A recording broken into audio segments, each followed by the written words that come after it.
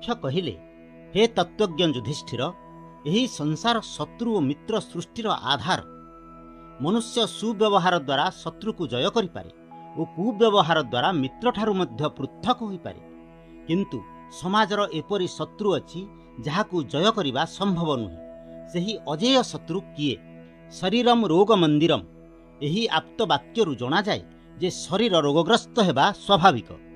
ଏହି ରୋଗରୁ ଚିକିତ୍ସା ଦ୍ୱାରା ରକ୍ଷା ମିଳିଥାଏ। ଏପରି କେଉଁ ରୋଗ ଅଛି ଯାହାର ଅନ୍ତ ବା ସୀମା ନାହିଁ? ଏହି ବିଚିତ୍ର ସଂସାରରେ ପ୍ରତ୍ୟେକ ମନୁଷ୍ୟର ଚରିତ୍ର, ପ୍ରକୃତି ଓ ସ୍ୱଭାବ ପରସ୍ପରଠାରୁ ପୃଥକ୍। ଚରିତ୍ର ଓ ସ୍ୱଭାବକୁ ଠିକ୍ ଭାବେ ଜାଣିବା ଅତ୍ୟନ୍ତ କଷ୍ଟସାଧ୍ୟ ବ୍ୟାପାର। ଏଣୁ କେଉଁ ବ୍ୟକ୍ତି ସାଧୁ ଓ କେଉଁ ବ୍ୟକ୍ତିକୁ ଅସାଧୁ କୁହାଯାଏ? ଧର୍ମରାଜ ଯୁଧିଷ୍ଠିର ଯକ୍ଷଙ୍କୁ କହିଲେ, ହେ ମହାଶୟ, ମନୁଷ୍ୟର ପରମ ଶତ୍ରୁ ହେଉଛି କ୍ରୋଧ। କ୍ରୋଧ ଦ୍ୱାରା ଅନ୍ଧ ହୋଇ ମନୁଷ୍ୟ ସତ୍ ଅସତ୍ର ବିଚାର କରିପାରେ ନାହିଁ। ଫଳତଃ ସେ ଆପଣା ଦନ୍ତେ ଜିବା ଛେଦ କରିବା ପରି ନିଜର ଅଶେଷ କ୍ଷତି ସାଧନ କରିଥାଏ। ଏହାର ପ୍ରଭାବରେ ମନୁଷ୍ୟ ଏପରି କବଳିତ ହୋଇଯାଏ ଯେ ତାହାକୁ ସହଜରେ ଜୟ କରିପାରେ ନାହିଁ। ମନୁଷ୍ୟର ଶରୀରରେ ଯେଉଁ ବ୍ୟାଧିଜାତ ହୁଏ ତାହାକୁ ଚିକିତ୍ସା ଦ୍ୱାରା ଉପଶମ କରାଯାଇପାରେ। କିନ୍ତୁ ଲୋଭ ମନୁଷ୍ୟ ପକ୍ଷେ ଏକ ସୀମାହୀନ ବ୍ୟାଧି। ଲୋଭର ଶେଷ ସୀମାରେ କେହି କେବେ ପହଞ୍ଚିପାରେ ନାହିଁ। ଏଣୁ ଯଥାର୍ଥରେ କୁହାଯାଇଛି, ଲୋଭାବଧିଂ କଃ ଗତଃ। ପ୍ରାଣୀ ଜଗତର ମଙ୍ଗଳ କାମନା କରିବା ହିଁ ମାନବ ଜୀବନର ପରମ ଲକ୍ଷ୍ୟ। ଯେଉଁ ମାନବ ସମସ୍ତ ପ୍ରାଣୀଙ୍କର ମଙ୍ଗଳ କାମନା କରେ ସେ ହିଁ ପ୍ରକୃତ ସଜ୍ଜନ। ଦୟା ମାନବର ପରମ ଗୁଣ। ଦୟାଶୀଳ ମନୁଷ୍ୟ ସମସ୍ତଙ୍କର ପ୍ରିୟ ପାତ୍ର ହୋଇଥାଏ। କିନ୍ତୁ ଯେଉଁ ବ୍ୟକ୍ତି ଅନ୍ୟମାନଙ୍କ ପ୍ରତି ଦୟାଶୀଳ ହୁଏ ନାହିଁ ସେ ଅସାଧୁ ବା ଦୁର୍ଜନ ବୋଲି ଅଭିହିତ ହୁଏ। ଯକ୍ଷ କହିଲେ, ହେ ଜ୍ୟେଷ୍ଠ ପାଣ୍ଡବ, ଏହି ସଂସାରରେ କେଉଁ ପୁରୁଷ ବିଦ୍ୱାନ ଅଟନ୍ତି? ଈଶ୍ୱରଙ୍କୁ ଓ ଈଶ୍ୱରଙ୍କର ଅସ୍ତିତ୍ୱକୁ ଗ୍ରହଣ କରୁନଥିବା ନାସ୍ତିକ କିଏ? ମୂର୍ଖ ବୋଲି ପ୍ରକୃତରେ କାହାକୁ କୁହାଯାଏ? କାମନାର ସଂଜ୍ଞା କ'ଣ? ଈର୍ଷା ବୋଲି କାହାକୁ କୁହାଯାଏ? ବାସ୍ତବ ଦୃଷ୍ଟିକୋଣରୁ ଏହି ପ୍ରଶ୍ନଗୁଡ଼ିକର ମୂଲ୍ୟ ରହିଛି। ମହାରାଜ ଯୁଧିଷ୍ଠିର କହିଲେ, ହେ ମହାତ୍ମନ୍, ଯେଉଁମାନେ ଶାସ୍ତ୍ର ଅଧ୍ୟୟନ କରି ଧର୍ମର ନିଗୁଢ଼ ତତ୍ତ୍ୱକୁ ହୃଦୟଙ୍ଗମ କରିଥାନ୍ତି ସେହି ବ୍ୟକ୍ତି ହିଁ ପଣ୍ଡିତ ଅଟନ୍ତି। ଯେଉଁ ବ୍ୟକ୍ତି ଅଜ୍ଞାନତାବଶତଃ ଶାସ୍ତ୍ର ଅଧ୍ୟୟନ କରି ମଧ୍ୟ ଈଶ୍ୱରଙ୍କର ଅସ୍ତିତ୍ୱକୁ ସ୍ୱୀକାର କରନ୍ତି ନାହିଁ ସେହି ମୂର୍ଖ ବ୍ୟକ୍ତିଙ୍କୁ ନାସ୍ତିକ କୁହାଯାଏ। ବେଦ ପ୍ରଭୃତି ଶାସ୍ତ୍ର ଅଧ୍ୟୟନ କରି ମଧ୍ୟ ଆଧ୍ୟାତ୍ମିକ ଚିନ୍ତାରୁ ନିବୃତ୍ତ ହୋଇ ସାଂସାରିକ ସୁଖ ବିଷୟରେ ଯେଉଁ ଚିନ୍ତା କରାଯାଏ ତାହାକୁ କାମନା କୁହାଯାଏ। ଏଣୁ ଏହି କାମନାକୁ ସମସ୍ତ ଦୁଃଖର କାରଣ ବୋଲି ଶାସ୍ତ୍ରରେ କୁହାଯାଇଛି। ଅନ୍ୟର ଉନ୍ନତି ନ ସହିବାକୁ ଈର୍ଷା କୁହାଯାଏ। ଏଠାରେ ମାନବଠାରେ ପରିଲକ୍ଷିତ ହେଉଥିବା ସୁଗୁଣ ଓ ଦୁର୍ଗୁଣ ଗୁଡ଼ିକର ଲକ୍ଷଣକୁ ପ୍ରାଞ୍ଜଳ ଭାବେ ବ୍ୟାଖ୍ୟା କରାଯାଇ ପ୍ରବୃତ୍ତି ଓ ନିବୃତ୍ତି ମାର୍ଗ ବିଷୟରେ ସଚେତନତା ସୃଷ୍ଟି କରାଯାଇଛି। ଉକ୍ତ ଶ୍ଲୋକରେ ଯୁଧିଷ୍ଠିରଙ୍କର ପୂର୍ବ ପ୍ରଶ୍ନର ଯଥାର୍ଥ ଉତ୍ତରରେ ପ୍ରସନ୍ନ ହୋଇ ଯକ୍ଷ ତାଙ୍କୁ ଯେଉଁ ଶେଷ 4ଟି ପ୍ରଶ୍ନ ପଚାରିଥିଲେ ତାହା ବର୍ଣ୍ଣିତ ହୋଇଛି। ଯକ୍ଷଙ୍କର ନିର୍ଦ୍ଦେଶକୁ ଅବମାନନା କରି ଭୀମ, ଅର୍ଜୁନ, ନକୁଳ ଓ ସହଦେବ ସରୋବରରୁ ଜଳପାନ କରିବାରୁ ମୃତ୍ୟୁବରଣ କରିଥିଲେ। ଯୁଧିଷ୍ଠିରଙ୍କର ବିବେକଯୁକ୍ତ ଜ୍ଞାନରେ ପ୍ରସନ୍ନ ହୋଇ ଯକ୍ଷ କହିଲେ, ହେ ମହାମତି ଯୁଧିଷ୍ଠିର, ତୁମ ପ୍ରତି ମୋର ଶେଷ ପ୍ରଶ୍ନ ହେଉଛି, ଏହି ସଂସାରରେ ପ୍ରକୃତ ସୁଖୀ କିଏ? ଜୀବନଯାତ୍ରାର ପ୍ରକୃତ ମାର୍ଗ କ'ଣ? ସଂସାରରେ ସବୁଠାରୁ ଆଶ୍ଚର୍ଯ୍ୟ କ'ଣ? ସଂସାରର ବାର୍ତ୍ତା କ'ଣ? ମୋର ଏହି 4ଟି ପ୍ରଶ୍ନର ଉତ୍ତର ପ୍ରଦାନ କର ଏବଂ ତୁମର ମୃତବତ୍ ମୂର୍ଚ୍ଛିତ ଭ୍ରାତାମାନେ ଜୀବନ ଲାଭ କରନ୍ତୁ। ବାସ୍ତବିକ ଏହି 4ଟି ପ୍ରଶ୍ନ ସଂସାରର ସ୍ୱରୂପକୁ ଉଦ୍ଘାଟିତ କରିବା ପାଇଁ ଉପଯୁକ୍ତ। ଏହି ସଂସାରରେ ପ୍ରକୃତ ସୁଖୀ କିଏ? ହେ ଧର୍ମବକ, ଯେଉଁ ବ୍ୟକ୍ତି ଦିବସର ପଞ୍ଚମ ବା ଷଷ୍ଠ ପ୍ରହରରେ ଥରେ ମାତ୍ର ସାକାନ୍ନ ଭୋଜନ କରି ସନ୍ତୁଷ୍ଟ ହୁଏ କିନ୍ତୁ କେବେ ହେଲେ ସ୍ୱାଦିଷ୍ଟ ଓ ନିୟମିତ ଭୋଜନ ପାଇଁ ଋଣ କରେ ନାହିଁ କିମ୍ବା ପରିବାର ଛାଡ଼ି ଧନୋପାର୍ଜନ ଉଦ୍ଦେଶ୍ୟରେ ବିଦେଶରେ ବାସ କରେ ନାହିଁ, ସେହି ବ୍ୟକ୍ତି ହିଁ ପ୍ରକୃତ ସୁଖୀ। ବାସ୍ତବିକ ମନୁଷ୍ୟ ସୁଖ ସ୍ୱାଚ୍ଛନ୍ଦ୍ୟରେ ଜୀବନଯାପନ କରିବା ପାଇଁ ଋଣ କରିଥାନ୍ତି ବା ବିଦେଶ ଗମନ କରିଥାନ୍ତି।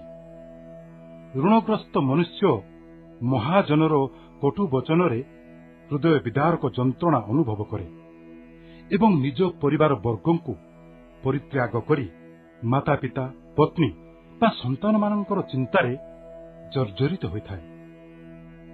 ଏଣୁ ଋଣୀ ଓ ପ୍ରବାସୀ ମାନବ ପକ୍ଷେ ସୁଖ ଆକାଶ କୁସୁମ ସଦୃଶ୍ୟ ହୋଇଥାଏ।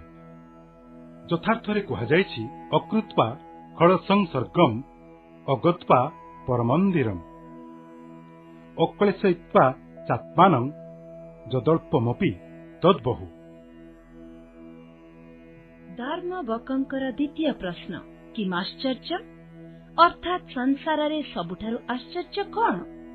ଏହି ପ୍ରଶ୍ନର ସମୁଚିତ ଉତ୍ତର ପ୍ରଦାନ କରି ମହାରାଜା ଯୁଧିଷ୍ଠିର କହିଲେ ଯେ ଏହି ସଂସାରରେ ପ୍ରତିଦିନ ପ୍ରାଣୀମାନେ ଯମଗୃହର ଅତିଥି ହେଉଛନ୍ତି, କାରଣ ସଂସାରରେ ସବୁ କିଛି ମିଥ୍ୟା, କିନ୍ତୁ ଏକମାତ୍ର ମୃତ୍ୟୁ ହିଁ ସତ୍ୟ। ଗୀତାରେ କୁହାଯାଇଛି, ଜାତସ୍ୟ ହି ଧ୍ରୁବ ମୃତ୍ୟୁ। ଜୀବିତ ଥିବା ପ୍ରତ୍ୟେକ ପ୍ରାଣୀ ନିଜର ଚକ୍ଷୁରେ ମୃତ୍ୟୁର ଶୋଭାଯାତ୍ରା ଦେଖୁଛି, କିନ୍ତୁ ନିଜେ ଏହି ମୃତ୍ୟୁ ପଥର ଯାତ୍ରୀ ହେବେ ବୋଲି କେବେ ମଧ୍ୟ ଚିନ୍ତା କରୁନାହାନ୍ତି। ଚିରକାଳ ବଞ୍ଚି ରହିବାର ସୁନେଲି ସ୍ୱପ୍ନରେ ବିଭୋର ହେଉଛନ୍ତି। ଏହାଠାରୁ ବଳି ଆଉ ଆଶ୍ଚର୍ଯ୍ୟ କଣ ବା ହୋଇପାରେ? ଯକ୍ଷଙ୍କର ତୃତୀୟ ପ୍ରଶ୍ନ ଥିଲା, କଃ ପନ୍ଥାଃ, ଅର୍ଥାତ୍ ପ୍ରକୃତ ମାର୍ଗ କଣ? ଏହି ପ୍ରଶ୍ନର ଯଥାର୍ଥ ସମାଧାନ କରି ମହାମତି ଯୁଧିଷ୍ଠିର କହିଲେ, ଯୁକ୍ତି ମାଧ୍ୟମରେ ଜୀବନ ଦର୍ଶନର ବ୍ୟାଖ୍ୟା କରିଥିବା ତର୍କ ଶାସ୍ତ୍ରମତ ପ୍ରତିଷ୍ଠିତ ନୁହେଁ। ଗୋଟିଏ ତର୍କଶାସ୍ତ୍ରରେ ଏକ ନିର୍ଦ୍ଦିଷ୍ଟ ଯେଉଁ ମତ ଦେଖାଯାଏ, ଅନ୍ୟ ଏକ ତର୍କଶାସ୍ତ୍ରରେ ଭିନ୍ନ ମତ ଲକ୍ଷ୍ୟ କରାଯାଏ। ଏଣୁ ତର୍କଶାସ୍ତ୍ରର ପ୍ରଦର୍ଶିତ ମାର୍ଗ ଅପ୍ରତିଷ୍ଠିତ ହୋଇଥିବାରୁ ଗ୍ରହଣୀୟ ନୁହେଁ। ଜୀବନରେ ଗତି ପ୍ରବୃତ୍ତି ଓ ଲକ୍ଷ୍ୟ ବିଷୟରେ ବେଦ ବେଦାନ୍ତ ପ୍ରବୃତ୍ତି ଶାସ୍ତ୍ରରେ ଯେଉଁ ମତ ନିର୍ଦ୍ଧାରିତ ହୋଇଛି, ତାହା ମଧ୍ୟ ସର୍ବସମ୍ମତ ନୁହେଁ। ସମାଜ ପ୍ରତି ଆପ୍ତ ବାକ୍ୟ ମାଧ୍ୟମରେ ଉପଦେଶ ପ୍ରଦାନ କରାଯାଇଥିବା ମୁନିମାନଙ୍କର ମତରେ ମଧ୍ୟ ଭିନ୍ନତା ଦେଖାଯାଇଥାଏ।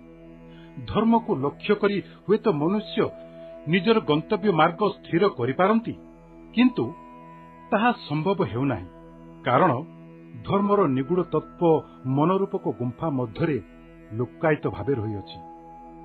ଏପରି କହିବା ତାତ୍ପର୍ଯ୍ୟ ହେଉଛି ଯେ ସାଧାରଣତଃ ମନୁଷ୍ୟ ପକ୍ଷରେ ଧର୍ମର ନିଗୁଡ ତତ୍ତ୍ୱ ବୁଝିବା ଏକାନ୍ତ କଷ୍ଟସାଧ୍ୟ ଅଟେ। ଏଣୁ ମହାପୁରୁଷମାନେ ଯେଉଁ ମାର୍ଗରେ ଯାଇଛନ୍ତି, ତାହାକୁ ହିଁ ଜୀବନର ପ୍ରକୃଷ୍ଟ ମାର୍ଗ ବୋଲି ଗ୍ରହଣ କରିବା ଉଚିତ। ଏହି ପ୍ରସଙ୍ଗରେ ଓଡ଼ିଆ ଭାଗବତକାର ଜଗନ୍ନାଥ ଦାସ କହିଛନ୍ତି, ମହତେ ଯାହା ଆଚରିବେ ଇତରେ ତାହା ହିଁ କରିବେ, ସେ ଯେଉଁ ପଥରେ ଗମିବେ ଲୋକେ ସେ ପଥ ପ୍ରବର୍ତ୍ତିବେ। ଶ୍ରୀମଦ୍ ଭଗବତ ଗୀତାରେ ମଧ୍ୟ କୁହାଯାଇଛି, ଯଦ୍ ଯଦା ଜାରତି ଶ୍ରେଷ୍ଠ ତଦେବ ଇତରଃ ଜନ ସ ଯତ୍ ପ୍ରମାଣଂ କୁରୁତେ ଲୋକସ୍ତଦନୁବର୍ତ୍ତତେ। କାଚବର୍ତ୍ତିକା ଅର୍ଥାତ୍ ପୃଥିବୀର ସମ୍ବାଦ କଣ? ଏହି ପ୍ରଶ୍ନର ଉତ୍ତର ଦେବାକୁ ଯାଇ ତତ୍ତ୍ୱଜ୍ଞ ପୁରୁଷ ଯୁଧିଷ୍ଠିର ଯକ୍ଷଙ୍କୁ କହିଲେ ଯେ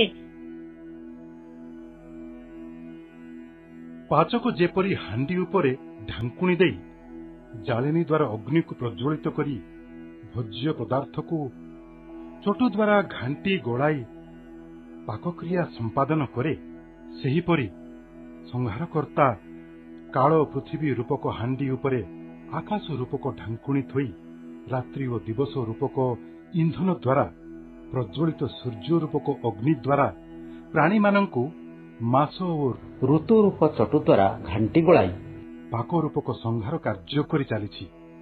ଅର୍ଥାତ୍ କାଳର କବଳରେ କବଳିତ ହୋଇ ପ୍ରାଣୀ ଦୁଃଖ ଯାତନା ଭୋଗ କରିବା ଛଡ଼ା ତାହାର ଜୀବନରେ ସୁଖ ବା ମିଳିବ କାହିଁ?